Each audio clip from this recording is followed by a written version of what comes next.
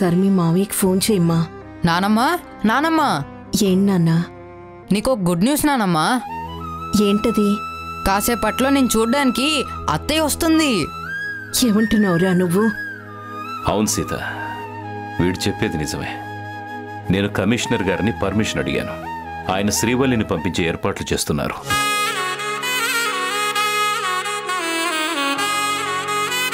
అత్తయ్య వస్తుందని చెప్పిన తర్వాత కూడా అలా డల్గా ఉంటావేంటి నానమ్మా?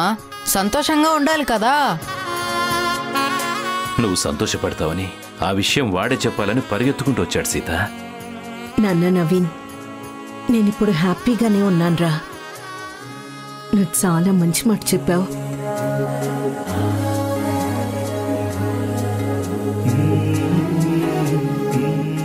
సీత, నువ్వు హాస్పిటల్లో ఉన్నావని శ్రీవల్లిని కలిసినప్పుడు నేను చెప్పలేదు. ఎందుకంటే నీ గురించి చెప్పి తనను బాధ పెట్టడం ఇష్టం లేక.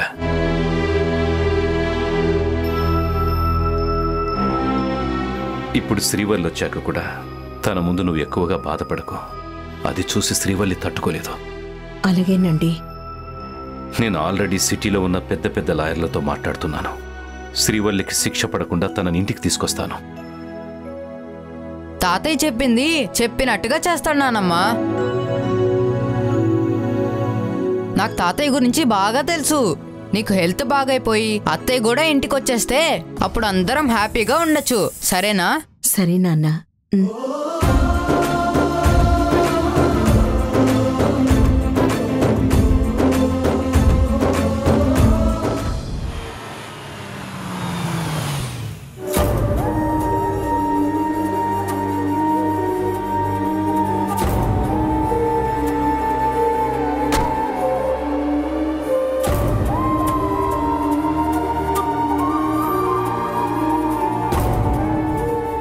నాన్నా, అమ్మకి నాన్నా.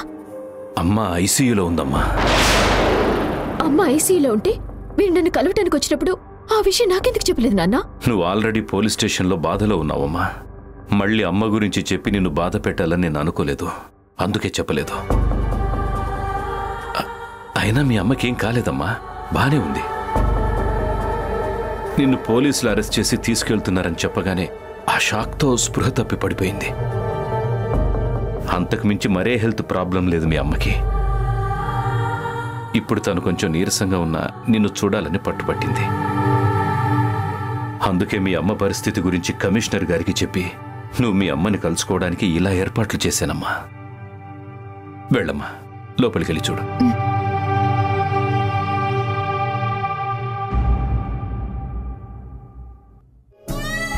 అమ్మా, అమ్మా. శ్రీవల్లి, వచ్చావా? ఎలా ఉన్నావమ్మా? నువ్వు హాస్పిటల్లో ఉండి ఎలా ఉన్నావని నన్ను అడుగుతున్నావేంటమ్మా? నువ్వు త్రిదేవ్ని షూట్ చేశావని, పోలీసులు నిన్ను అరెస్ట్ చేసి తీసుకెళ్తున్నారని మీ నాన్న నాకు చెప్పగానే నాకు చాలా భయం వేసిందమ్మా.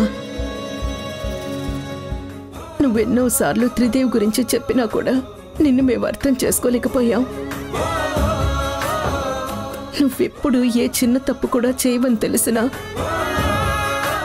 ఈ అమ్మ కూడా నిన్ను అపార్థం చేసుకుంది. నన్ను క్షమించు తల్లి. అమ్మా, అలా మాట్లాడుకో. జరిగిన దాంట్లో మీ తప్పేమీ లేదు. లేదమ్మా, ఉంది. ఎక్కడైనా తల్లిదండ్రులు పిల్లల భవిష్యత్తు బాగుండాలని ఆలోచిస్తారు. కానీ నువ్వు తల్లిదండ్రులు బాగుండాలని అనుక్షణం ఆలోచించావు.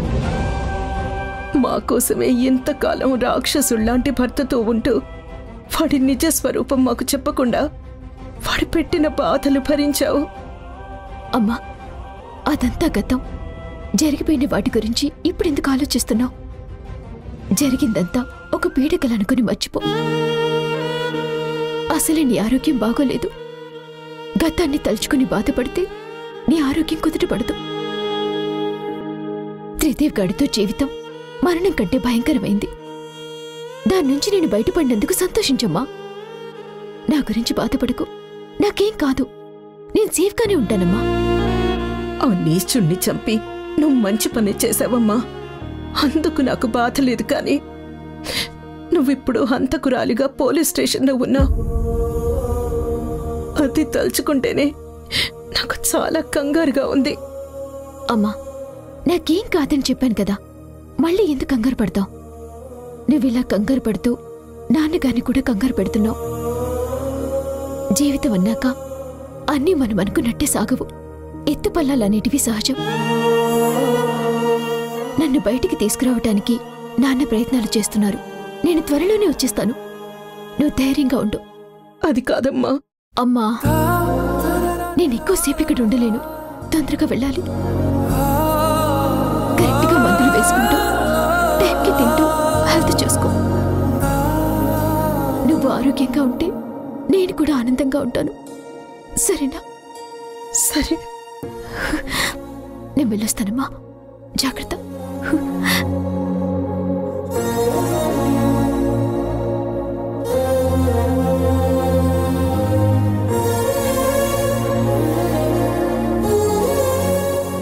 నాన్న, అమ్మని జాగ్రత్తగా చూసుకోండి. అలాగేనమ్మా, జాగ్రత్త.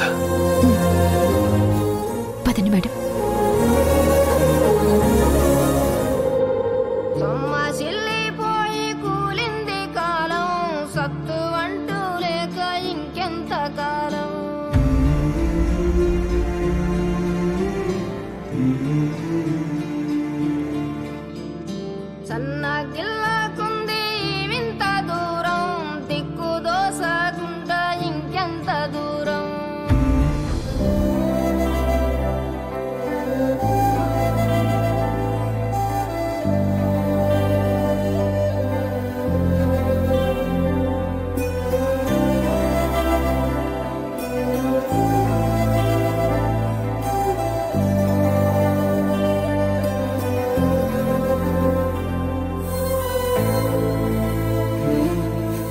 ఇదిగో బావా, తీసుకో.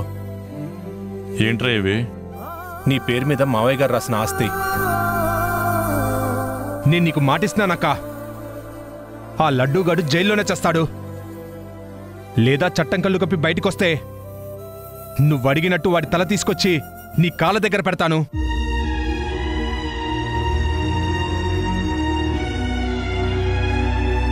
కేశవ తమ్ముడు, మన ముగ్గురం ఎంత జీవితాన్ని ఊహించుకున్నాం, ఎన్ని కలలు కన్నాం. చివరికి నన్ను ఒంటరిదాన్ని చేసి మీరు వెళ్ళిపోయారు. కాదు, ఆ కోదండరామయ్య శ్రీవల్లి మిమ్మల్ని నాకు దూరం చేశారు. ఆ కుటుంబానికి మరణ శాసనం రాయబోతున్నాను. వాళ్లలో ఒక్కరు కూడా మిగలరు.